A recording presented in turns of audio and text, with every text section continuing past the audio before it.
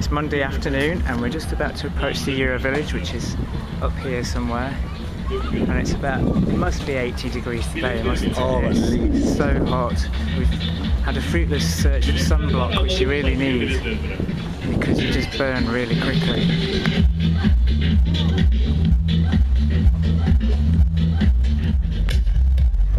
Nasıl bugün benim keyfim yaxşıdır. Bilet vereceğim.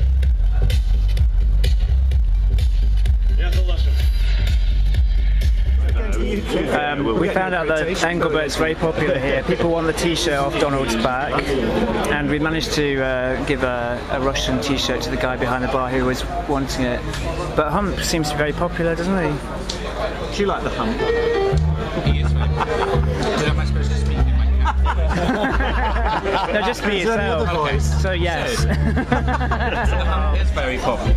The Hump is very popular, particularly with the Englishman behind the bar. But the other small chap, the squash chap, he quite like the Hump as well. Yes. He's very taken with the Russian granny. Yes, he's now got a Russian granny t-shirt. In fact, I might go over and ask him if he can pop it on again. Yeah. What about the sexy young boy behind the bar, which was his name? And tell him not to. I don't think he wants anything. Oh. Here comes the barman. He's going to put his Russian t-shirt on, which he's quite pleased with.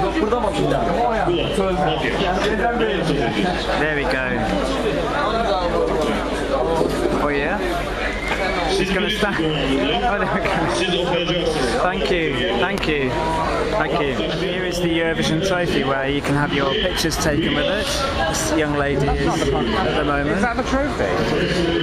It's not the real one. Is that the real one? It looks like it's made out of perspex, actually. I don't think that can be the real one, can it? They're just dumping it on the floor. Finally, Jed would win. This lovely lady's posing with the trophy. And you. Here we are, we're getting all our prints. Thank you. For free. They're very kind. Thank you very much. So, there's a little misunderstanding from the ice cream seller. Nicky wanted kiwi fruit. Kiwi, that's kiwi. Ice cream. We've actually got vanilla, chocolate, cherry, banana, kiwi, and what was the last one? Raspberry red Raspberry red one. Yeah, all mixed up into one. What does it taste like? Delicious. Does it get 12 points? I don't know about do. Set. Okay, I think I'll just stick with the cherry if I can make myself understood to. Good luck with that one, Ben. Just approaching the Eurovision hedge, which is on the boulevard by the marina.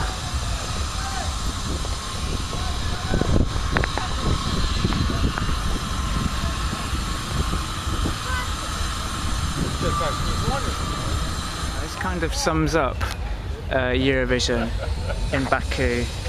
Everything is sort of in the state of being built. It's kind of a bit chaotic, to be honest. See what I mean?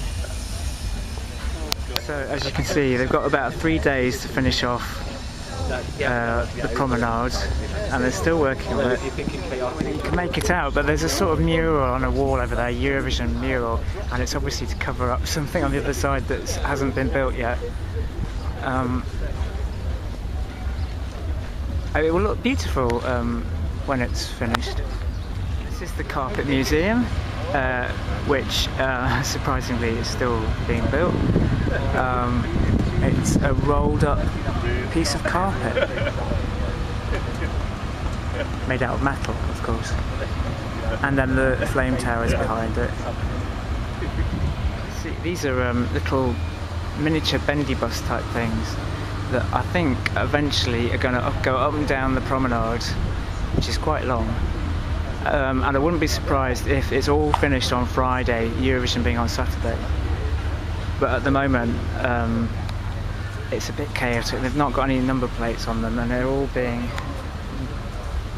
finished off.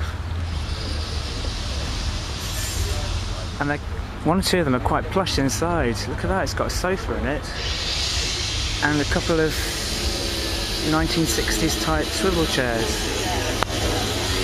must be about 28, 29 degrees Celsius at the moment, and it's a really dry heat as well. It's just sweltering and quite tiring to walk around in. That's the Euro Club ahead of us. It's a sort of 1960s, 70s looking building, covered in Eurovision banners and things, and we'll be going there later tonight, I think. So we're here outside the Carpet Museum, here in lovely Baku. The interesting thing about being here is there's a lot of building work going on, and it almost feels as if they've won this a year too soon, and that everything will eventually be ready, but maybe 2013 rather than 2012. Yeah. Perhaps they're gearing up to the Olympics and bring a bid in for the 2020 Olympics. Yeah. And it will be a fantastic city when it's finished. Unfortunately, it might not be quite finished for May the 26th. No. There's the funicular railway, that sort of glass hooded like structure, but unfortunately that's not finished yet. They hoped it would be finished on the 10th of May. It's now the 20-something of May, and if you want to cross there, it's a really, really busy street. You have to go on the underpass, but unfortunately the underpass isn't open yet either.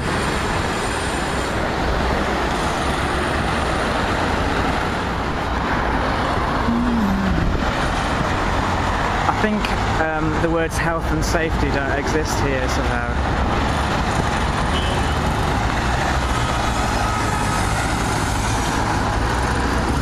Here we are outside, more building works, interesting stuff going on. There is a view propagated by some people that I'm aware of, that perhaps Azerbaijan is trying to turn Yeah, straighten you back. to the new Dubai, Yeah. in a new seaside resort. Yeah. Caspian Sea. They might need to do something to clear up the oil first, though. But there we go. Here we are. Hello. Hello. Beautiful toilets. Oh, beautiful toilets, yeah, and I do quite... You want I- you can have a shave. Really? Yeah. I quite like the sign here. He's a very dapper man advertising the toilets.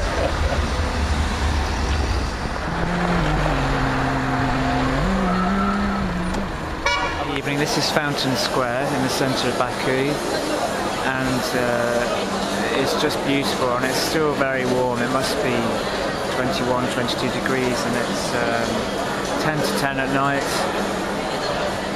and the flame towers are all lit up, and we're just about to have our food. The lights on the flame towers are ever changing.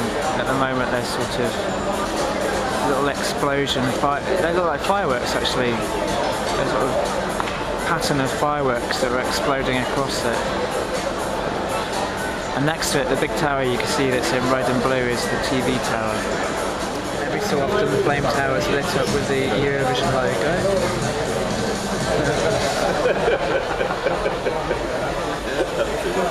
There's a queue here to have your photograph taken with a monkey somewhere. It's on a chair here. I'll see if I can get round.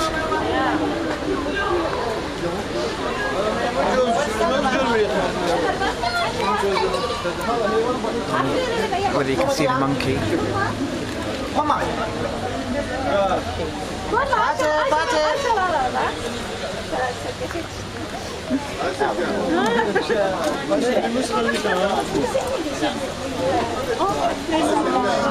Feels quite a safe city actually. There's lots of people walking around really late at night.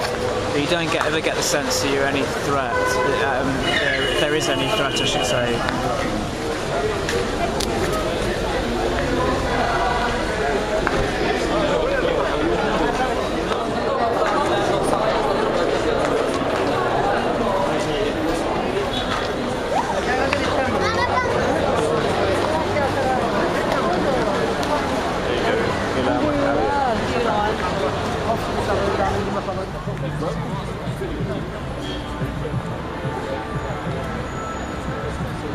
There is Maiden's Tower, which is having things projected on it. I think I'm not quite sure what.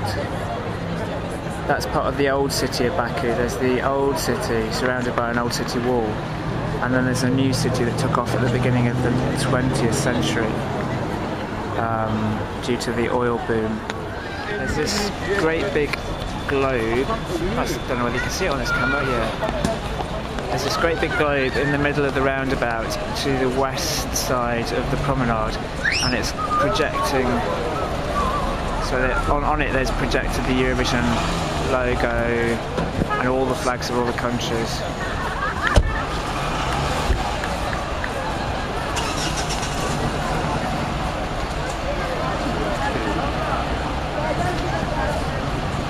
That's really quite impressive. You see all the London taxis whizzing past.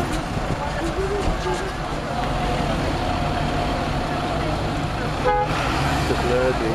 Mine's coming out really blurred. Yeah. Mine is blurred. San Marino, hello.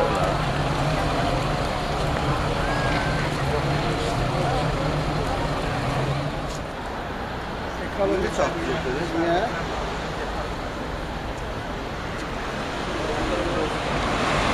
Here's the same angle as earlier, but all lit up. I mean, the flame towers look incredible.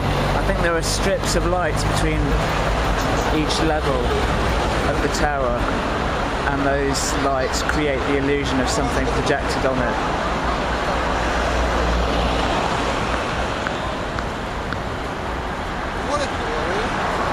Get to the Euro Club, but because we don't get accreditation, we haven't got accreditation. We've been told that we might get turned away, but we're going to give it a shot. Impressive. Nobody without accreditation's let in. John's very unhappy. What about that China by the? That's a restaurant though, isn't I it? think you can just have a drink. So they're not letting us in? And there's about 3 people in there. Have they given a reason why they're not letting us in? John Pester. It's really, really bad. That's poor, isn't it? Oh dear. Let's get pissed. Yeah, let's go elsewhere. Health and safety.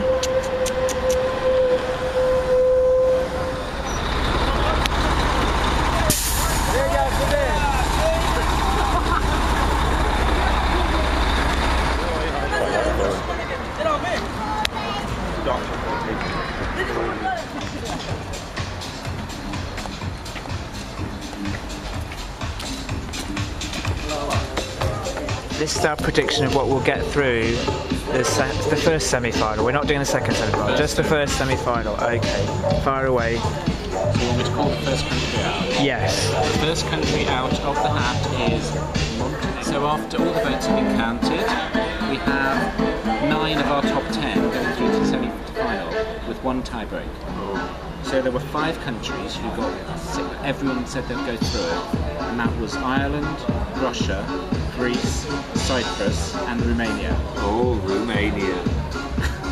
Then there were 3 countries the 5 people thought would go through, and they were Albania, Yeah. Denmark and Austria. Okay.